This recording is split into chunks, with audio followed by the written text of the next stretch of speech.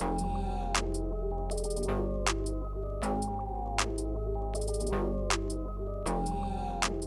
back to Kevin Toll Reads, where today I'm talking Sherlock Holmes.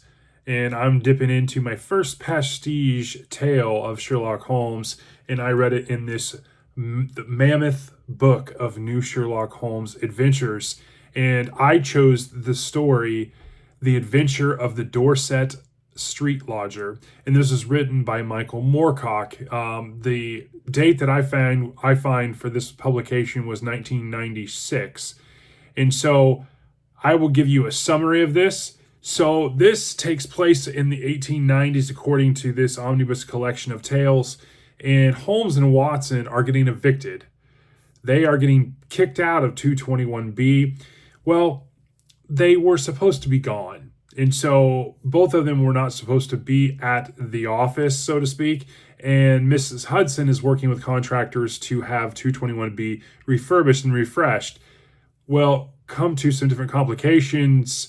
For Holmes, he is now not going to be gone. And Dr. Watson was supposed to be on vacation fishing, and now he's not because he has an expecting mother that he's caring for. And lo and behold, they're both at 221B, where Holmes drops this bombshell in kind of a charade to Watson that they're going to be evicted. Well, lo and behold, they're not being evicted. They're being kicked out, though, temporarily, so that the contractors could come in and deal with 221B and its upgrades. So they both encounter Mrs. Hudson and ask for her assistance. And lo and behold, she has her sister-in-law, who happens to have room and lodging for them both and can put them up. And she is a very discreet woman. And it also puts them in the local vicinity in case Holmes needs to. And, well, Holmes wants to have access to his files and to some of his apparatuses at 221B, just in case.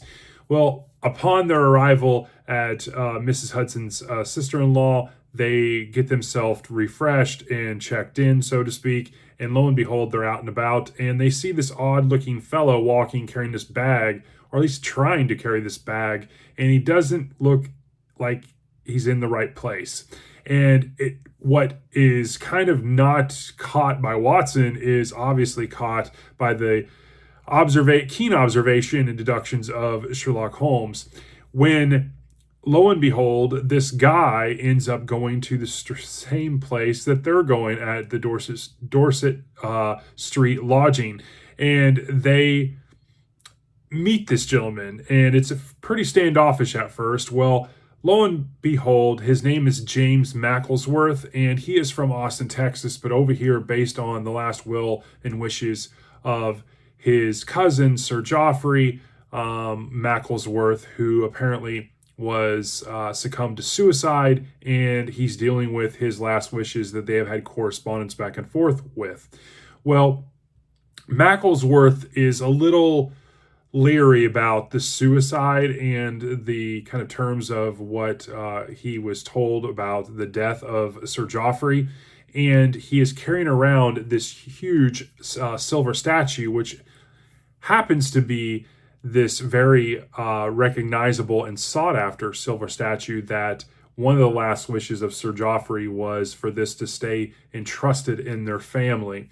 And James happens to be the last living descendant on the male side, and so Sir Geoffrey wanted him to take this to America because his affairs and creditors were after him, as his financial affairs had worsened over the years, and he didn't want this statue to be pulled by creditors. Well, as he is letting Dr. Watson and Sherlock Holmes know this, there's obviously some troubling circumstances around Sir Geoffrey's death, and James is in kind of a low-key fashion wanting to see if Sherlock Holmes or Dr. Watson is of interest, and they are. And so they take upon the case. And that's kind of the summary of this. Obviously, there's a lot else that happens. This is about a 22-page story, and there's a lot to uncover in terms of what I liked. I really liked Moorcock's prose. I'll be honest, I thought it was very reminiscent of Doyle's when I was, especially around the descriptions of the scenery, the mannerisms of Holmes and Watson, some of the conversations between Holmes and Watson and other characters, whether it's Macclesworth or whether it was some of the side characters during their investigation and whatnot. I thought it was very reminiscent of Doyle. I felt like both Watson and Holmes were described, their mannerisms, everything was like, it read like it was pretty much canon in terms of the original tales of Sherlock Holmes, but knowing that it's not.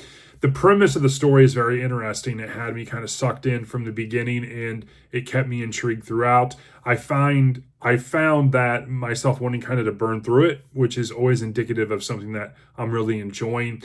The twists and reveal at the end, the kind of like who done it and why type thing, I thought was really interesting. And the culprit was definitely, there was a little more layers to him. It wasn't just simple, oh, it was Kevin and here's why. There was definitely a little more to it, which made it more, I don't know, more impactful in a way. I really enjoyed Mrs. Beck. She's kind of this postmaster, and she's a brief character, but it's a nice segue into a couple different excerpts that I also enjoyed. First, one was regarding they wanting to visit the post office, and they're in South Leigh, which is where Sir Geoffrey lived after they take upon the case from James Macclesworth.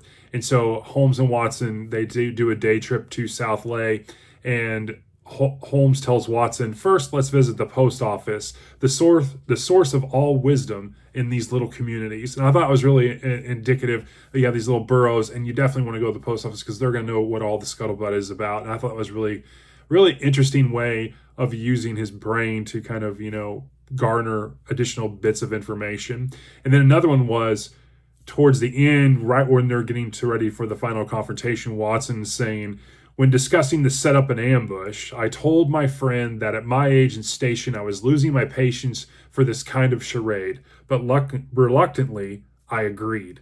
And that was Watson trusting in his friend. Overall, I thought this was really good. It's my first pastiche tale. I really enjoyed it. I thought Moorcock wrote this very well. He's more known for his sci-fi and fantasy stuff that he's written.